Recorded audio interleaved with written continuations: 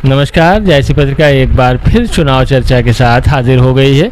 आज हम बात करेंगे आपके सामने कि ये सरकार जो NDA 3 है ये कितनी टिकाऊ साबित होगी और क्या वजह है कि ये टिकेगी या क्या वजह है कि ये ना टिकेगी। प्रधानमंत्री नरेंद्र मोदी जी ने तीसरी बार शपथ ले ली प्रधानमंत्री की पंडित नेहरू के बाद। ये ऐसे दूसरे व्यक्ति हैं जिन्हें ये सौभाग्य प्राप्त हुआ है कि वो देश का तीसरी बार नेतृत्व करें। जनता के मन में सबसे ज़्यादा शंका इस बात को लेकर है कि क्या NDA 3 की सरकार जो बनी है, जो गठबंधन सरकार है, पूर्ण बहुमत की सरकार नहीं है, वो कितना टिकाऊ होगी। इस बात को समझने से पहले मैं आपके सामने थोड़ी देर की ये चर्चा करूंगा और कुछ ठोस बातें आपके सामने रखने की कोशिश करूंगा। सबसे पहली बात ये कि नरेंद्र मोदी जी का स्वभाव क्या है, उनकी नेचर और उनकी फितरत के बारे में जो कुछ इधर उधर से बातें इकट्ठा हुई हैं वो आपके सामने रखना चाहता हूँ।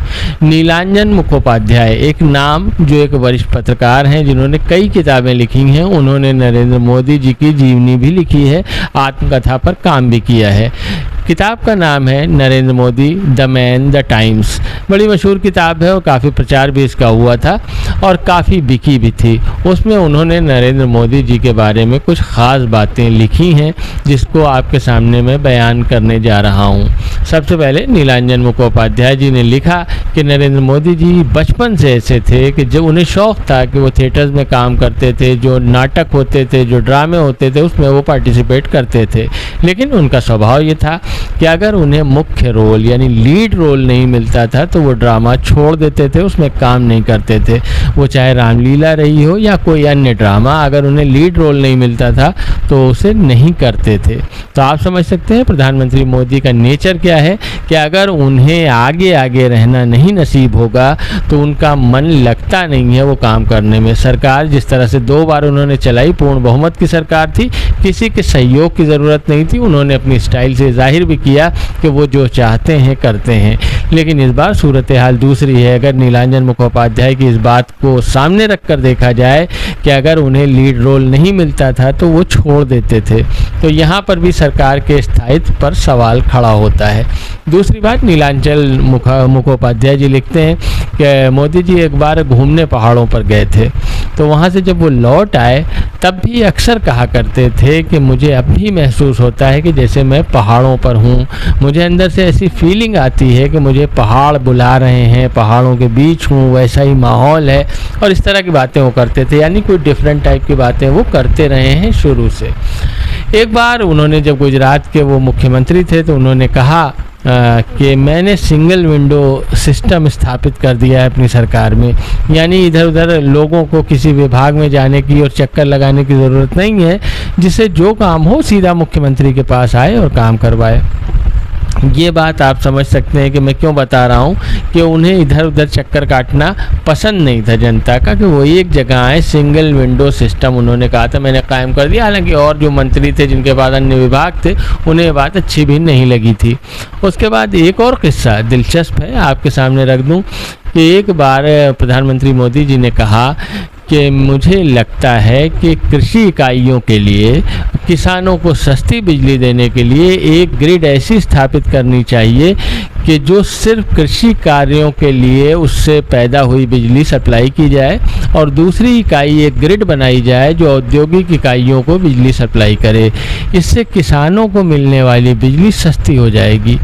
किसी ने पूछा कि ये आइडिया आपको कैसे आया, तो प्रधानमंत्री मोदी जी ने कहा, हालांकि उस समय प्रधानमंत्री थे या नहीं थे, मुख्यमंत्री थे शायद, तो उन्होंने कहा कि ये कुछ ईश्वरीय शक्ति है कि मेरे मन में ऐसे भाव और ऐसे विचार पैदा होते हैं। बाद में पता चला कि नहीं, ऐसा है कि किसी विद्युत विभाग के किसी अभियंता ने ये राय दी थी कि ऐसा किया जाए तो किसानों को बिजली सस्ती मिल सकती है। तो मोदी जी का जो वन मैन शो का या आगे आगे रहने का नेचर है उसकी मैंने कुछ मिसालें आपके सामने दी। इस बार सिचुएशन थोड़ा अलग है। चंद्रबाबू नायडू हैं, नीतीश कुमार हैं और बहुत से लोग हैं, लेकिन ये 2 मुख्य नाम हैं जो तजुर्बेकार राजनेता हैं, मोदी जी से कभी परेशान भी रह चुके हैं।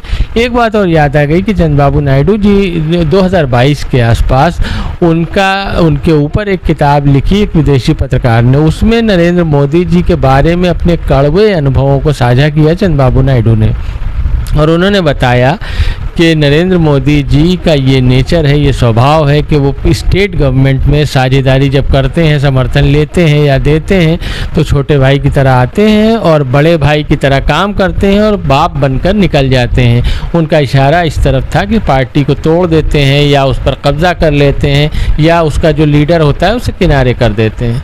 तो ये सारी चीज़ें चंद्रबाबू नायडू ने उस पत्रकार से बताई थी, जो उन्होंने किताब लिखी, उसमें ये बातें लिखी हुई हैं। नीतीश कुमार क्या क्या कहते रहे मोदी जी के बारे में वो भी आप जानते हैं। तो सबको मालूम है कि मोदी जी क्या करते हैं और मोदी जी को भी पता है कि वो क्या क्या कर सकते हैं और इस बार क्या क्या करने की स्थिति में है।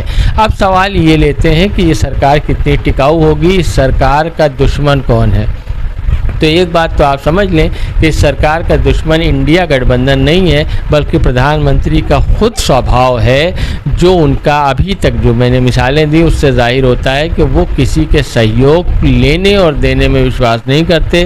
वो वन मैन आर्मी की तरह काम करते हैं, उनका काम वन मैन शो की तरह होता है। तो अब देखना है प्रधानमंत्री मोदी अपनी छवि के साथ समझौता करते हैं या नहीं करते।